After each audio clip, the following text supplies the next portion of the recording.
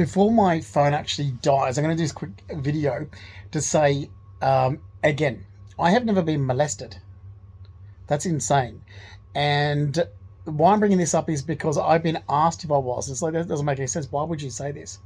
Why would you make up stories? And these stories started after I was lied about the 19th of December 2015, and police wouldn't correct the wrong information and organisations wouldn't, even though I said, yeah, what Brett said and what Giovanni said wasn't true. This is actually what happened. And they're like, no, because this is where you were. I'm like, I don't care where I was. You can't even. If I'm standing in King's Cross, does that mean I'm going to a brothel? Or does that mean I'm going to King's Cross? Like, just because I was at Watson's Bay, I'd go there and meditate. They made the story up. And then because of wrong information, there was a twist in the way things were perceived, and a situation was blown way out of proportion. It was the 19th of December in 2015 when I kicked Giovanni out of my place. So police thought that we had just separated. It's like, no, I left Giovanni in April 2015.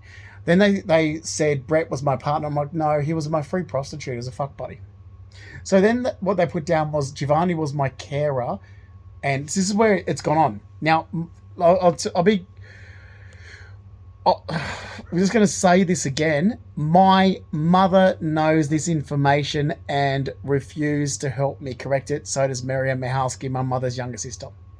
Because I saw the text message Giovanni sent to Marianne. And then Giovanni was doing this to be a smartass. See, he knows the system. He did it to be a smartass. He's done it before. And I've said this. So I didn't get listened to. You've got 9 years of damages. You have just destroyed my life to date. And police have been cunts. So, but you're the one responsible, the government department.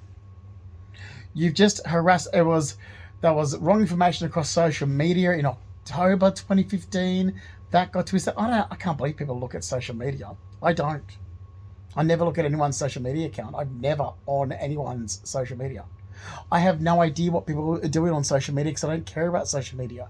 If you're not in my life, like in the present, then I don't want to know what's going on social media. I don't have a social media account for anyone to be on. I never have. So I don't care about social media. And I won't ever be someone that cares about social media. As far as I'm concerned, that's what's fucking up the world, where people are arguing everywhere because of social media. It's like, that's because you've interpreted it your way. Instead, if you had have just been going for coffee with the person and having a conversation, you wouldn't have misinterpreted what you've read. Well, that's why I don't believe in. I often stand back and say, well, no one should be looking at social media for reliable sources. It's not a reliable source. I don't believe how organisations give it attention. I don't believe that people should be charged over social media, because then you're making it real. It's like, as soon as organisations start ignoring social media, so will everybody else. Ignore it. Like it doesn't exist. It's just some, Snapchat thing. Like it's social. It's gotten so far because of millennials. It's like, how this is only social media. This isn't real life. So can we just treat it as what it is? It's not in the present. It's social media. This is ridiculous. So let me go back to, because I don't want to clog up this video. So wrong information was said since 2015. I then got harassed since. Now, my mother could have done one decent thing in her miserable life that would have prevented me from having all these damages caused. And I never asked her for one thing in my entire life. In December, I rang her and said, this is what was said. And Giovanni sent Marianne a bullshit text message. So I knew on that text message where Marianne's response was, I'll message his sister and his mother. So I already know that mum got the message. So I went and said, this is not true, Carol. This is what happened. And Giovanni's been an asshole. He's just doing this to be an asshole. Okay? And then he's telling me, oh, I'm just repeating what Brett said. I'm like, you're both being cunts. Because I told you both to fuck off. So you're just being cunts. And this is the thing. My family, if I had a strong family, so if they had have stood up and said, hang on a minute, my son just said it wasn't true, so fuck off. Right? My son told you people what was said's not true. Now fuck off. He knows himself, piss off. But this is where people like Giovanni Consalvo were betting on the fact that they know my family to be control freak, narcissistic, toxic people that wouldn't do that. They'll throw me under the bus, which makes it easy for people like Giovanni to do what he did. then, or Brett, or anyone else for that matter. Makes it easy. And that's the thing. I look at the last 9 years, and even with my cousin Fiona, it's like, wait a minute. Like today, I was going to go have coffee with her. It's like, why would I have coffee with you after the last 9 years? You know, why would I have any family member, including my own twin sister, back in my life when I turned to you and said, yeah, that's not true. This is what happened. And you didn't go around and start telling people the truth. You didn't. Instead, you were letting organisations harass me when I asked you for a solicitor. The only thing I've ever asked my mother for in her entire life was, can you help me with a solicitor? Because I can't get a solicitor. I'm trying to get a solicitor involved, and I want a solicitor to go to these organisations with a cease and desist order. Put a stop to it and tell them to remove that information that's not true about me.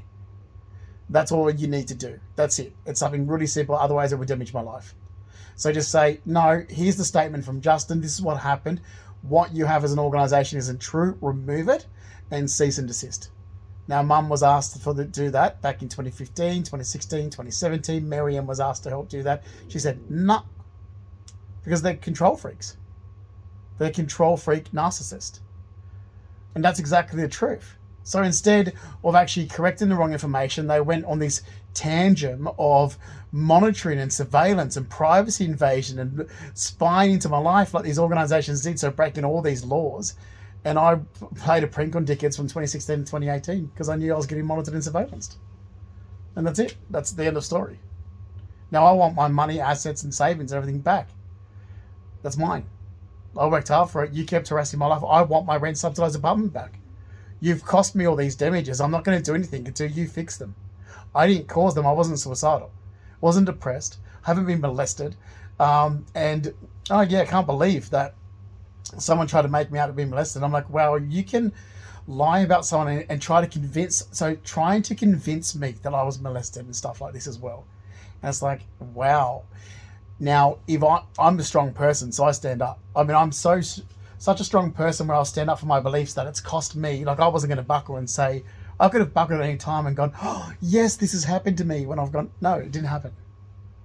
So, and I'll tell the people who were like that, Christy Childs, my mum's niece, in July in 2015, my mum's niece, Christy Childs, told Brett Aikenhead that, because they believe everyone's been molested. There's something wrong with them. And they've got this bigotry, backwards way of thinking that they think gay people, and even Stephanie DeSalis had this way of thinking. Oh, if you're gay, that's what happened to you to make you gay. That's how they think, these women. Something must have happened. And a lot of these women, if you start looking at them, they've got issues. So they're all the same types of female say these exact same comments. And you look, oh, low socioeconomic upbringing, drugs and alcohol, female, bogan, bigot, from the western suburbs or that have moved to Queensland type people, deadbeat women. So you're a deadbeat female that is not educated, dragged up. So they all make the same comment. Oh, like I've met people and go, no, I'm gay. Like, why would you think I would, like, instantly go straight? It's like, no, I've always been gay. I've always been openly gay. But now, and not bi, not this, not that, I'm homosexual. What made you What made you gay? You must have been molested, or did a female break your heart? And I was like, I feel like turn around to all the straight people and be cunts to them. Seriously, after I've had this in my entire life for 45 years, every straight person I meet, I feel like going to them saying, when they've got kids, like I wanted to do it today with this guy and go, oh, look at your little money-making life choice there in your arms. Oh, your life choices. I hope I don't have to pay for your life choices. Because that kid, that's your, I hope my taxes don't pay for your life choices. Make sure you keep your life choices under control, because I don't want them in my life.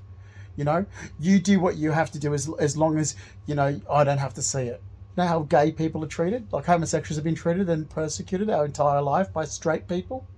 I want to give it back to straight people. Because they deserve it. They're fucking cunts. The heterosexual community is fucking assholes. Can't stand it. The heterosexual community is fucking cunts of people. And they really are. Like, you look at the friggin' bigotry from it over the years. It's like, yeah, there should be segregation, thanks. You go back to your suburbs and breed and leave the city for homosexuals. Like, and I feel like going to, the heterosexual community and go, what made you straight? Were you molested? were you just gay and you turn straight? Like I'm gonna be an asshole to them because that's how they think. These weirdos, and that's what they've treated homosexual communities like for years, persecution, and that's how I've been treated, and it's true. Like fig's sakes, when I was Marianne Michalski's a good one at that. So's a deadbeat husband, Richard Michalski. They're fucking idiots the way they think. So anyway, so Christy Childs told Brett Aikenhead that so they're drunken women that make up stories. She's like, oh, this is what she did in July, and she was drunk, and the stuff she was telling Brett, I'm like, oh god, she's drunk and telling Brett Aikenhead this stuff, and he's going to believe it. In the way back in the car, oh my god. So he's there going, oh, I reckon Justin was molested by this person. I'm like, oh, I wasn't. I don't even know who she's talking about. Mad Mick. Like this, so this is what it's like. She goes, so there's a guy that I knew called Mad Mick, and I reckon Justin molested him. Oh, sorry, Justin. Mad Mick molested Justin, or something like this. It was, and I'm like, I don't know who she's talking about, And that's right, because Christy goes to Brett, you look like him or something. It's like, I can't even remember who you're talking about. Someone that used to hang around Kumara Pony Club when we were kids. It's like, I don't know who yeah, anyway. And she's making up like she was drunk. And then she goes, meaning herself, I think I've been molested. I don't know that I have been. I'm like, oh God, here we go, drunk Christy. She's either got her mouth over a bottle or over a bong. She's like her mother, Robin Childs. Literally, she's there going, I'm going to have hypnosis to tell me that I was molested. It's like, what? That's insane. So they're going, so you don't you have no, like, you don't know you have been. She goes, no. So have you? Well, no, but maybe my subconscious would tell me that I have been. That's what she was saying. I'm like, you're insane. So you haven't been molested, but your subconscious is going to tell you that you have. So someone's just going to tell you that you have been, and instantly you're going to believe it. That's insane. So how many people are like that in the world? Because I'm sitting there, I'm like, that's fucking insane. She's a drunken idiot. That's what she said. She goes, yeah, it must have been Paddy or Bert or one of the people hanging around Knox Road, which is where they lived. Like her brother, her and Shane Childs and Robin Childs that lived in Knox Road. They're fucking Houso losers. They're actually deadbeat Houso losers, which is why it makes her think this way. She's not educated. But she was drunk telling Brett all this information. On the way home, I'm with Brett Aikenhead, and he kept going on and on and on about it. I'm like, she's a drunk drug user. She's an idiot. And he goes, is there going, we call me Mick and something. I was like, you're a fucking weirdo. I'm like, I don't know who she's talking about. Apparently, and then Brett's going, well, apparently I look like him. I was like, that's insane. Like, literally, that's what he was saying because Christy told him that. I'm like, Christy just makes up stories. I'm like, she's a drunk. And she's like her mother that's either got a mouth over a bottle or a bong. I wouldn't take too much what she says to truth. So that's what's actually said. So you think about that when you've got people like that in the world. Then think about the fact that, hello, cutie. My dog just jumped up to be next to me. Hello.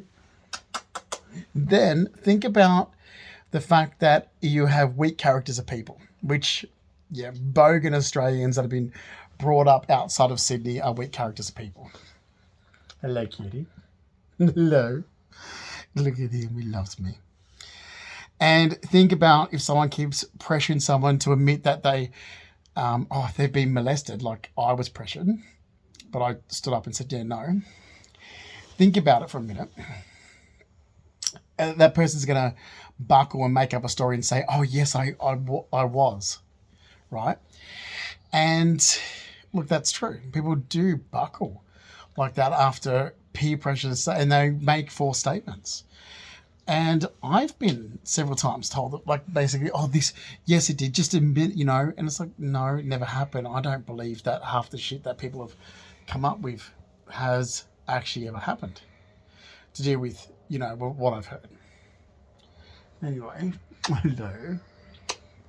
There's all sorts of things. Like, my mum, and why I bring this up is because my mum actually said to me, my God, okay, when I was living in America, my mother actually rang me just to say, Oh, has Jeff Burgess' partner ever molested you? I'm like, oh, that's a new low for you, Carol. I'm like, is it because he's an old man now? He's no longer young, good looking, and like his mum was all over him when like they were thick as thieves when they were younger. Oh, now it's because I'm thinking, oh, hang on a minute, is it whatever this weird Peter Fry had said? Or when we were getting surveillanced, and I was trying to catch the guy. Look, anyway. Um, so, yeah. Um, like it's weird. Like I got lied about in 2015. Then there was nothing that was true from 2016 to 2018. Um, you know, but actually, here, okay, yeah, thank you. Okay, all right, yes, cutie. Oh, come on, all right, fine. Thank you, Baxter. Yes, okay. Thank you, cutie. Oh, look, I left him for a second. Hang on, I'm gonna do another video and go back to this 1 second.